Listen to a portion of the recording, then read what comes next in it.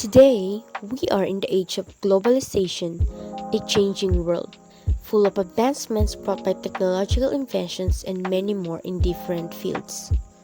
However, despite of a big change it brought to the world, the gap between the rich and the poor has moved to its extreme ends.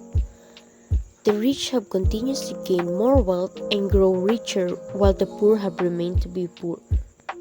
The gap between rich and poor depicts the inequality where there is an equal distribution of wealth and income among individuals and countries. Incomes of top earners are rising. This has been particularly marked in Australia, Denmark, Finland, UK, Mexico, and the United States. In some few countries, the gap between rich and the poor has stayed the same. The richest people in an OECD countries have an income about 9 times more than the poorest. Why does other countries prosper while others stagnate? What rich countries are doing right and get a better grip on the challenges and hurdles facing poor countries? One of the factors that determine whether a country will be rich or poor, the first is institution. Institutions are beyond important, broadly speaking. Rich countries have good institutions and poor ones have very bad ones. The correlation between poverty and corruption is direct. The most corrupt countries are also the poorest. When countries are corrupt, they can't collect enough taxes to get the good institutions. Meanwhile, without an adequate tax base, poor countries cannot invest in police, education, health, and transport.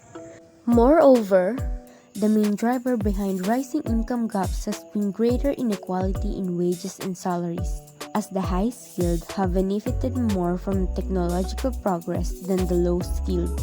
Economists point to something called the skill bias technological change. The jobs created in modernized countries are more technology-based, generally requiring new skills. Workers that have the education and skills to do those jobs thrive, while others are left behind. So in a way, technologies become a complement for skilled workers, but a replacement for many unskilled workers. The end result is an ever-widening gap between not just the poor and rich, but also the poor and the working class. As economies develop and as manufacturing jobs more overseas, low-skill, low-pay, and high-skill, high-pay work are the only jobs left. People with few skills fall behind in terms of income. Economists argue that greater income inequality is associated with a lot of problems. They point that studies show countries with more inequality tends to have more violence, drug abuse, and experience extreme poverty. At the east central part of Africa, Burundi has had its fair share of political unrest and instability. It tops our list of one of the poorest countries in the world, followed by Somalia, which had to face famine and recurring droughts. Lastly is the Central African Republic, which is rated as the worst possible country for the young, where there are excess mortality rates of its working population brought on by AIDS. These are just some of those countries who are deprived in income and access to resources to maintain a healthy life. It must be noticed that they are all located at the same continent, which is Africa. For now, let's jump in and take a peek at India.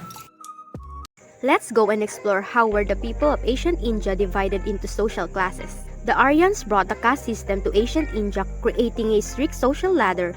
Each group was a different varna or social class. Let's take a closer look at each varna in order from the most to the least significant in India's society. The Brahmins or top social class were priests, scholars, and later Hindu gurus or teachers.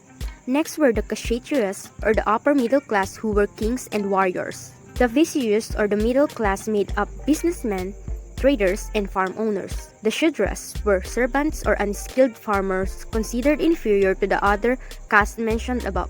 Lastly, at the bottom were the Dalit or untouchables who were laborers that did the lowest and worst of jobs. Though they were not slaves, they were considered unclean and were often forced to live outside of villages. While it's unfair once a person is born into one of 5 groups, they have little to no chance of moving into different varnas. People were prohibited to marry outside of their varna. They lived in communities with each other and were often forbidden to mingle with other varnas.